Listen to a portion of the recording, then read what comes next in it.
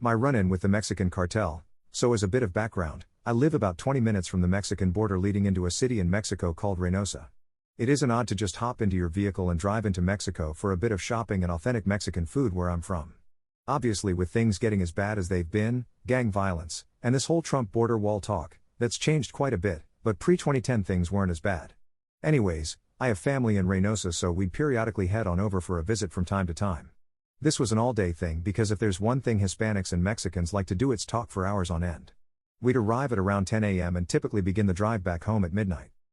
This particular day, I want to say in the summer of '09, was like any other day. We visited family, and did some shopping. At around 11:30 p.m. my mom gets a call from one of her cousins that a niece we had missed during our visit had gotten home. So wanting to see her before we left, we headed back over. Again, being as talkative as we are, the conversation stretched deep into the night. At around 2 in the morning I finally get frustrated, and in an effort to get my mom to get the hint I want to leave, grab my younger brother and 2 sisters and lead them to our car, turn it on for the AC and lock the doors. Obviously everyone is exhausted, so we all knock out. I'm suddenly awakened by a blinding light. It's legitimately startling, and as I try to adjust to the light I catch a glimpse of my mom right in front of our car.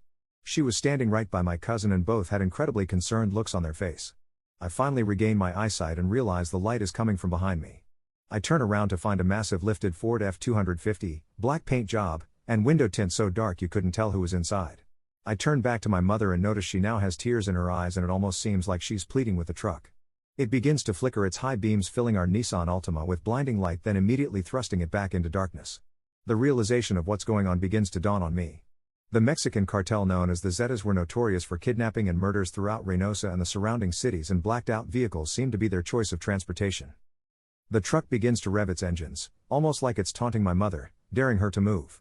I begin to reach for the handle to the door to go and comfort my mom and assess the situation.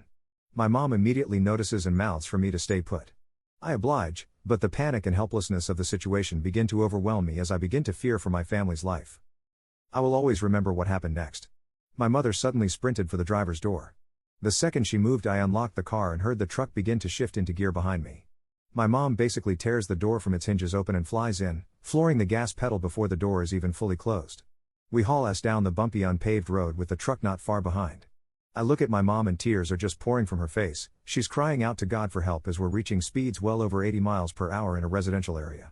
My mom, obviously filled with adrenaline and the motherly instinct to protect her children, drives like I've never seen her drive before. With the truck still in hot pursuit, my mom tells me to buckle up. I turn back to the truck one last time to see the windows rolled down and men peering out, possibly recording or taking photos of the back of my mom's vehicle.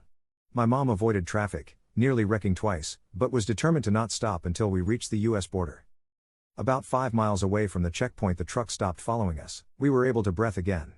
My mom just let everything out and broke down, finally waking up the kids, blissfully ignorant to what had just occurred. We hit a red light about a mile away from the checkpoint when another 2 blacked-out trucks pulled up to the left and right of our vehicle. I'll always remember looking up to the truck on my right and seeing a man, about 26 years old, smiling at me as they began flickering their lights the same way the first truck had. My mom didn't even wait for a green. She just floored it until we were on U.S. soil. We reported the incident to the U.S. Border Patrol, who took statements from us all but really couldn't do much else. We didn't go back to Mexico until 2014 when one of my aunts passed away. We still go back to Mexico to this day, but it's so damn unsafe I hate it. Helicopters patrolling the air so low to the ground you can see the officers' fingers on the triggers of their onboard turrets. Anyways, Mexican cartel, let's not meet.